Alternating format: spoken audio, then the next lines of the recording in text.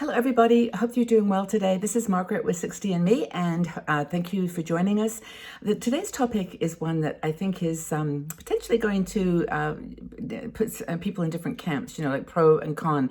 But I want to chat with you about the dynamic of aging and how, as we get older, we get an opportunity to really, become authentically who we are, to become ourselves.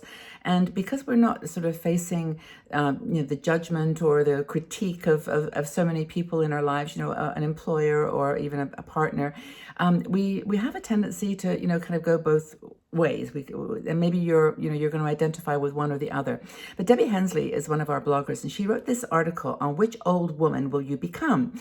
And even that title is a little bit like old woman. It just sounds kind of harsh, but she put it in quotes. And so I think that's, we take it for what it was presented. It's that, when we're looking at how we're perceived as an older woman, a lot of times we are the old woman.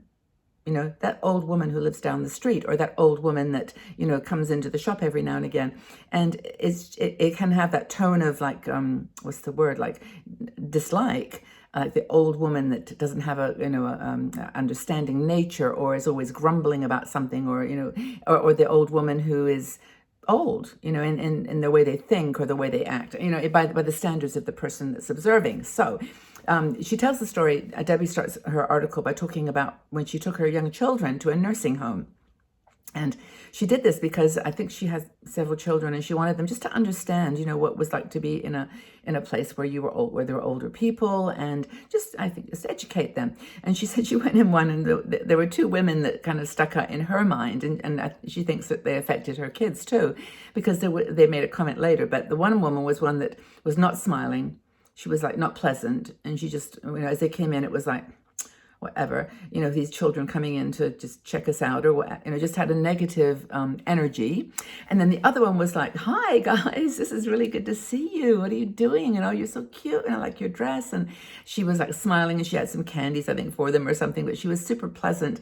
And Debbie saying like her kids were just like, oh, let's go see that lady. She's the one we want to see. And it's so true. Children are just like little barometers of, truth. And so she said, they were attracted to the smiling lady. And she thought to herself, I think that's the person I want to be when I grow up. She was in her 40s at the time, right? So the kids were like the indicator that, oh, that's the lady that we like. And it's like the classic, story of the children who go past the lady, the house where the old lady lives, and the curtains open, and it's like she looks out, and they're all scared of her. But that is kind of, the extremes. The woman that's overly effusive and really sweet and giving candy, and the one that's like just not very pleasant. And so, which old lady do you want to become? Well, it's your choice, of course. And maybe there's certain things have happened in your life that have made you a little bit cynical and sad and grumpy. And that's, I totally get it. I do understand. But I think what Debbie is saying here is what we can observe, which is that if you look at getting older as a process, and part of that process is becoming who you are, truly not having to care at all about what anyone else thinks now. We have less energy as we get older to pretend to be something. We don't have to impress a boss. We don't have to, well, if you're not working, of course, there are many in our community who are. But the point is, if you don't have to please anybody else anymore, then you can just be what you want. You can be sweet and kind and outgoing, or you can be very different. And I think that's what Debbie is trying to get at here. Optimistic, pessimistic, what is the glass half full or empty? That's the kind of question. And it's up to you. I think that's the gist of this conversation, is that you don't have to be nice if you don't want to. You don't have to be anything but who you are. That is the gift of getting older. You can go ahead and be grumpy if you want. But here's people will probably still be nice to you. But here's some tips, she says, some tips on how to be the nice one, the nice lady, who can be grumpy sometimes. This is ask more, talk less, or tell less. Now, everyone who gets older has got stories to tell, right? Like, when I was your age, I used to walk 5 miles to school backwards in the snow, and, whatever your story is, it was like always more difficult than what that young child today is dealing with. I remember I lived in Canada when I was 8 to 13. I lived in Canada up in northern Ontario, and I remember things like snowball fights. Like the boys would always like hide behind the snowbanks and throw snowballs at us. We went to school in the morning down this, I remember the road. It wasn't like walking 2 miles in 40-degree weather, but I had a tough childhood. Or even, I remember the Cuban Missile Crisis when I was 12 years old. And not that those are not important memories to share, but if you spend your entire time with someone telling your story, it will just feel, I know I even do this with my grandson who's 14. It was like, oh, guess what I just bought today? This, really cool thing. And it's like, he's going like, that's not my style really, Baba. It's like, okay, I really like this.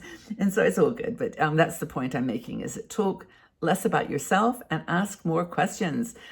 Kids love to tell their stories. And so ask them, what did you what was your most memorable thing that you did today? Like where did you go? What did you discover?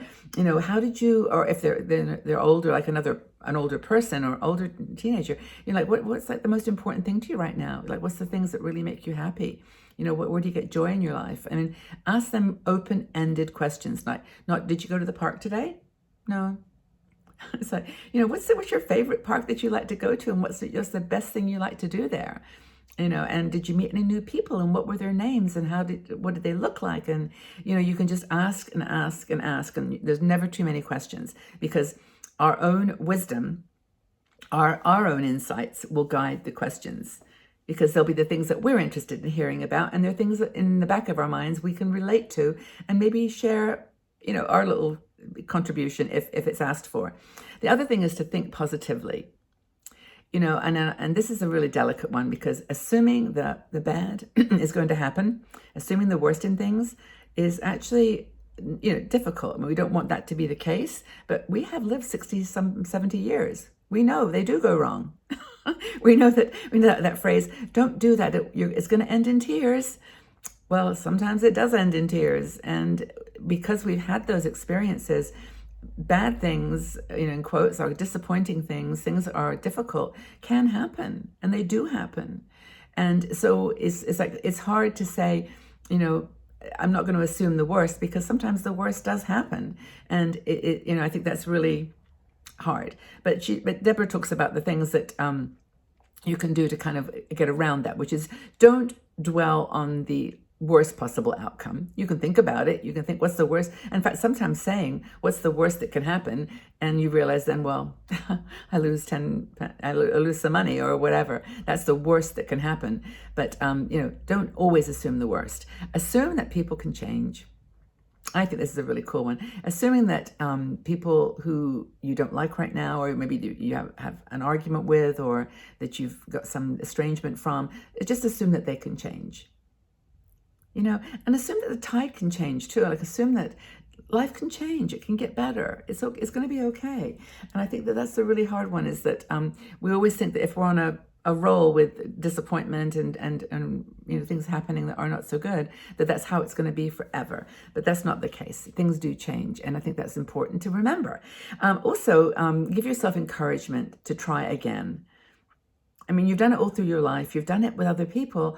But I think that if you want to be projecting an image to the world when you're older, and maybe you're not in the workplace anymore, but you're traveling, or you're doing things where people see you, and you don't want to be that sort of mean old person, just give yourself encouragement to try. If you're slipping into some habits that even you don't feel comfortable with, just be positive. The other thing is to keep learning. This is, I think, a really important one. It definitely gives you an open door to conversation, and also to understanding other people. I think at the same time that you can become the cynical, sort of angry, disappointed person, world events, goodness me, it's like, not that we've got enough going on right now that we can actually point to that and say, I knew that was going to happen, or I feel, like, what's the point? Learning, staying informed is really a way of energizing yourself with positive things. You make new connections, you make new, not just connections in people, but connections in your mind, like that happened, but then this happened. And think about the good things that have happened in the world and what's to come. Think about the things that you enjoy right now that you didn't have 30 years ago, that you really love, and it's going to get better. I think sometimes about healthcare and how wonderful it is to know now that there's so much knowledge and study and research on certain things. I mean, look how fast the COVID situation was resolved. Whatever you think about the vaccines and whatever, there was progress that people got together and tried to fix things. And that kind of, helped. But the whole point here, the goal is to be the kind of person that you intentionally want to be. Which person do you want to be? Which older person? I'll say older, it sounds softer. What older person do you want to be? How do you want people to see you? What have you created in your authentic self that you want to project outwards? Oh, and by the way, what's some open-ended questions that you always ask people that have gotten great responses for you? I always am curious about that. So take really good care, everybody. Hope this has been a great inspirational article. It's giving you some ideas. Please like the video here. If you click the like button, that thumbs up if you did, because YouTube will then share it with other people. And also, if you subscribe to the channel here on YouTube, that would be wonderful too. Just subscribe and press the notification bell, and then you'll get to know when new videos, which are 4 times a week, I release new things on all kinds of topics: healthcare, nutrition, exercise, downsizing, relationships, retirement, travel, beauty, fashion, everything. We cover the whole thing, everything that you might be interested in as an older woman, an older nice woman, or grumpy woman too. We love you all. Take really good care, everybody. Bye-bye for now.